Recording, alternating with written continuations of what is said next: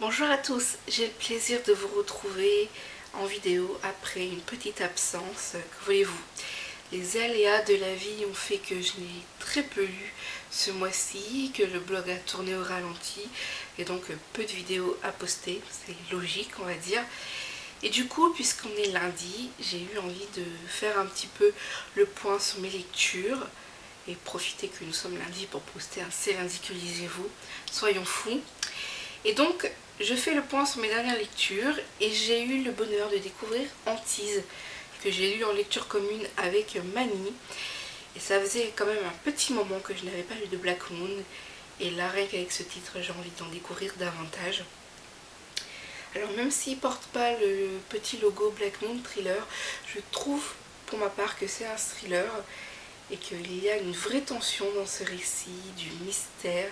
Et je dois dire que l'auteur a su me mener un peu en bateau, puisque jusqu'à la fin, je n'ai pas trouvé le coupable.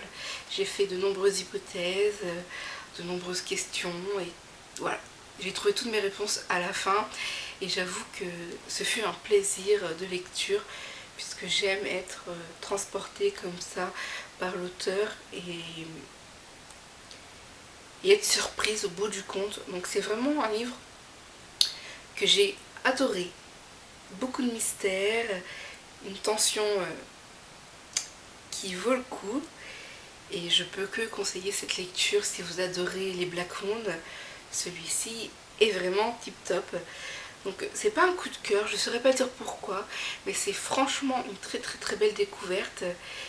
Et malgré le fait que je n'arrive pas à mettre le doigt sur la petite chose qui ne me fait pas signer un coup de cœur, je n'ai pas trouvé de défaut à ce livre.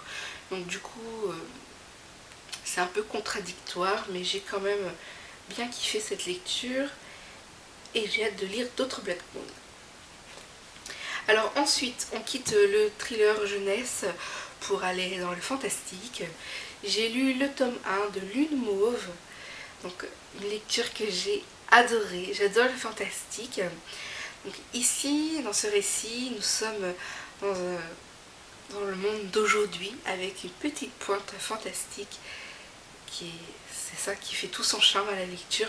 C'est un auteur français, Marie-Lou Asnard, et c'est son premier livre. Et je dois dire que pour le premier, c'est une réussite. Elle a créé un vrai univers, son univers, basé un peu sur les civilisations Babylone. Et c'est vraiment une réussite.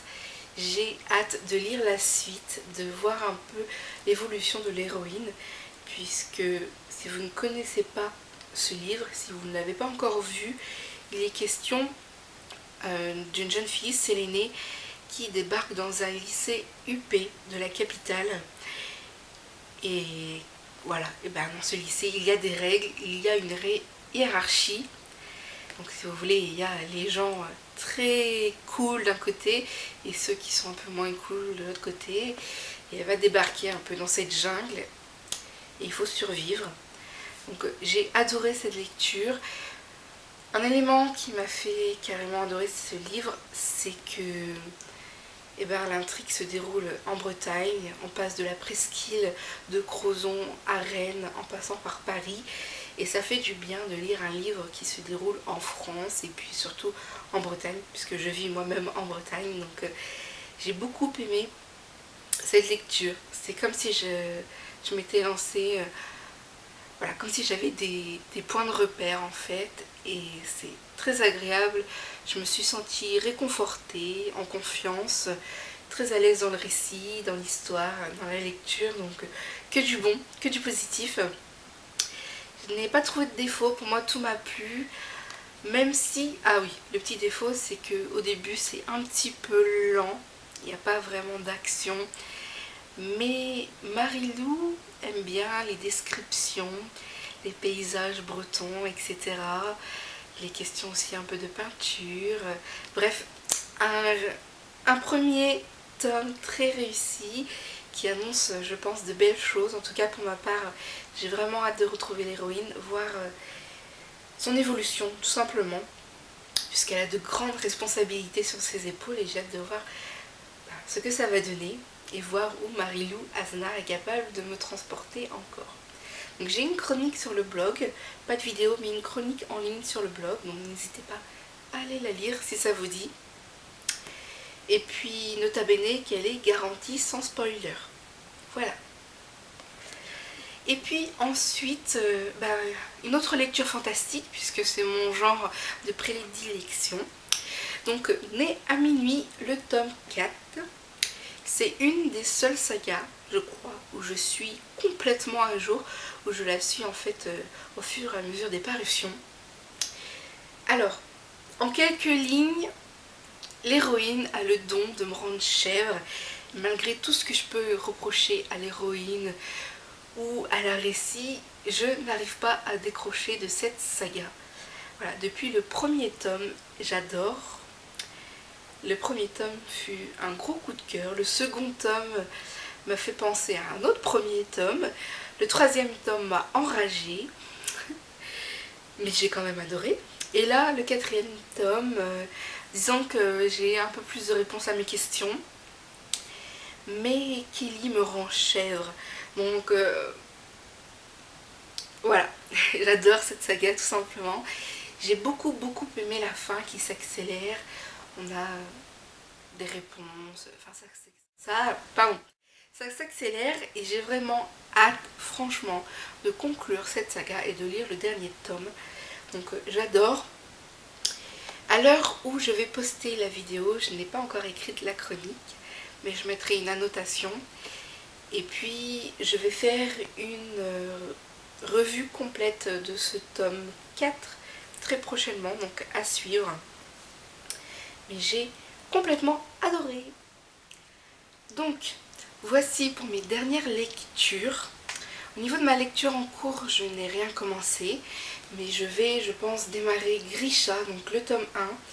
C'est de la fantasy jeunesse. Et il est question de magie, grosso modo. Donc je n'ai pas lu le résumé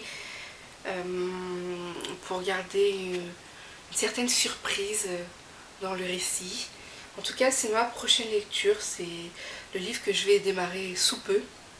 Voilà. Et ensuite, je verrai bien. J'ai mon challenge pâle verte pour bouquineur en couleur en cours. Donc je vais sûrement piocher dans cette pâle. Et puis pour le reste, je verrai bien puisque j'ai un petit rythme de lecture. Donc du coup, il est difficile de prévoir mes lectures à l'avance. Je vais un peu au feeling. Au niveau des prochaines publications, comme je vous le disais, je vais poster prochainement ma chronique et ma vidéo sur Né à minuit, le tome 4. J'essayerai de préparer ça sans spoiler, comme à chaque fois. C'est quelque chose à laquelle je tiens absolument. Je n'aime pas les spoilers, donc j'essaye de ne pas en poster.